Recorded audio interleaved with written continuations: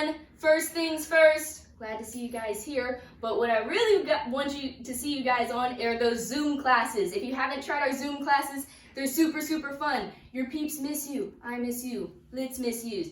If you haven't seen Spunk, she shows up every now and then. Spunky misses you. We want to see you there. They're super fun. Get good warm-ups in. Get our awesome coaching. See all your friends suffer together, especially through this one we're about to talk about. You're going to want to do it next to everyone and see everyone's beautiful faces. So here we go. EMOM for 20 minutes. We got 4 different working minutes.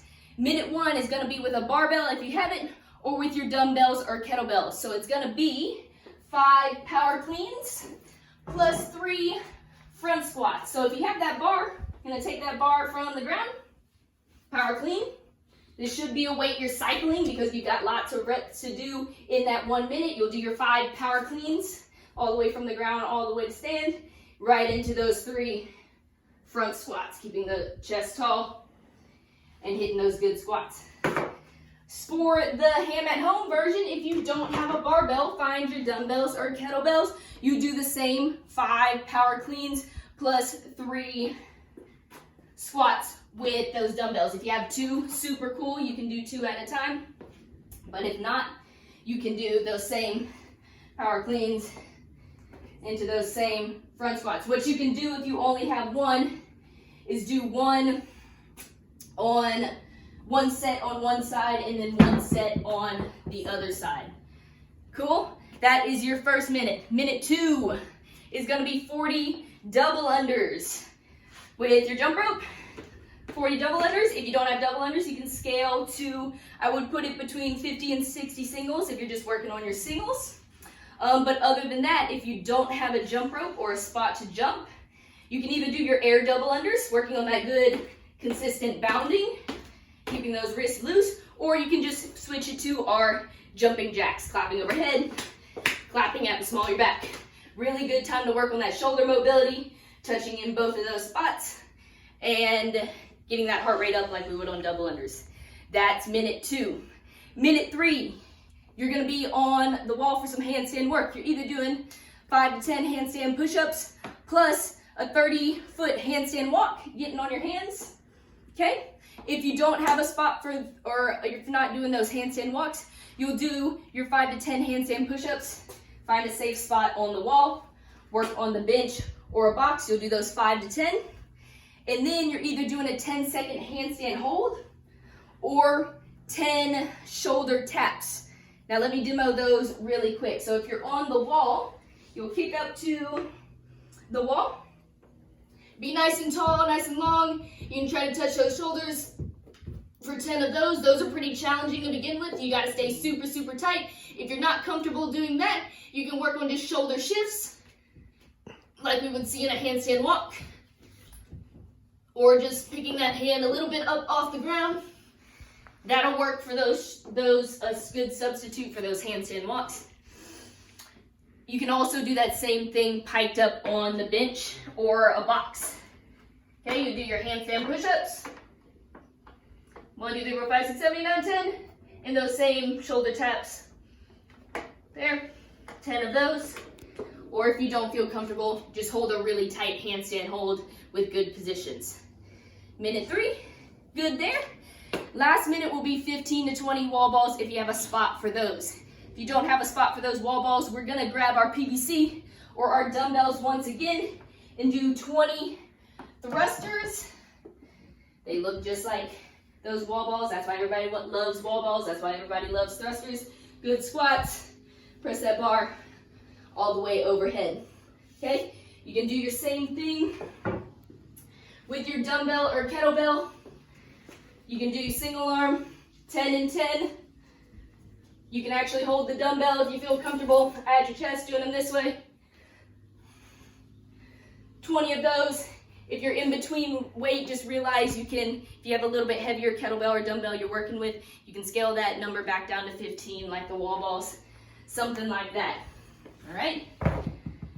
That is your EMOM. So minute 1, minute 2, minute 3, minute 4, going through that basically 5 times, all right? You wanna breathe, stay moving, hit those movements hard, make sure you're working on good positions. After we get through all of that, time to bro sesh it out, get the pump sesh ready to go, get the chest ready, because we got a chest finisher for you guys. So it's gonna be some push-ups and then some moving with the dumbbells, all right? So you're gonna have 3 sets, 5 to 8 weighted or challenging push-ups. You can put plates on your back, but I think the easiest thing for most of us will be able to find is like a backpack. Easiest thing, you don't have to really have a partner with it. You can just load it up, toss that thing on your back, go for those push-ups, okay? And you can adjust the weight as necessary there. 5 to 8 weighted or challenging push-ups. Some of us might not even need to add weight. You might just do some push-ups with your knees off the ground versus knees on the ground, okay? So we just wanna make them challenging. You'll do your 5 to 8 with that weight, dump off that weight. Next, you got 15 regular push-ups, all right? So maybe I did those challenging ones on my feet. I'll drop to my knees really quick, go for 15 reps. Most important thing we want here is we want that to be a set of 15 push-ups. We want you to find a spot you're able to move pretty quick.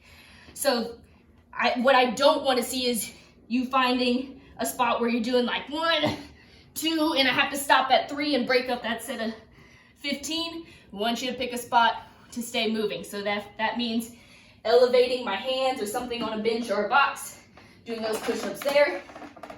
Gotta be able to maintain a set of 15 reps. Stand up from those push-ups, then we're moving over to your bench or your box. We got 10 to 20, depending on your weight. These are a little new. These are dumbbell pullovers. So this is what they look like. Start by holding the dumbbell on your chest. Find you a good box or a bench, something you can rest those shoulders on. That dumbbell is going to be in both hands. Press it up to the sky. You can even use like a water bottle, something like for this, because they're new. You're going to let that dumbbell fall overhead. Make sure those lats and those shoulders stay engaged, just like you're hanging from a pull-up bar. As far as you feel comfortable, back to center.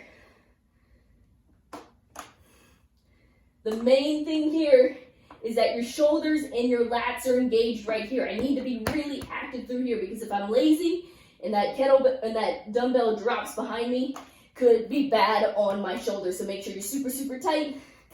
10, 20 reps there. Last but not least, I'm gonna find my cymbals, because if any of you guys know those monkeys that you see in like, they're usually like the evil characters in the kids movies, they're like the monkeys with the cymbals. Ooh, ah! We're gonna do some flies on the bench. So you'll find your box of the bench, lean down on your back. Same thing, shoulders nice and engaged. Fly, touch all the way at the top. Make sure those shoulders are tight. 10 to 20 reps. You don't have to have a big weight for these. These are 10-pound plates for me. So if you have some water bottles you can hold in each hand, that'll work. Or really light plates you can hold there. All right, 5 to 8 push-ups, challenging push-ups, 15 regular push-ups, 10 to 20 pullovers, 10 to 20 flies for 3 sets. We're gonna get all pumped up, be walking around like this by the end of the day, and then look awesome. All right, that's what we got for you guys for the day. Have fun with it, it's a good one, and we'll talk soon. Peace out.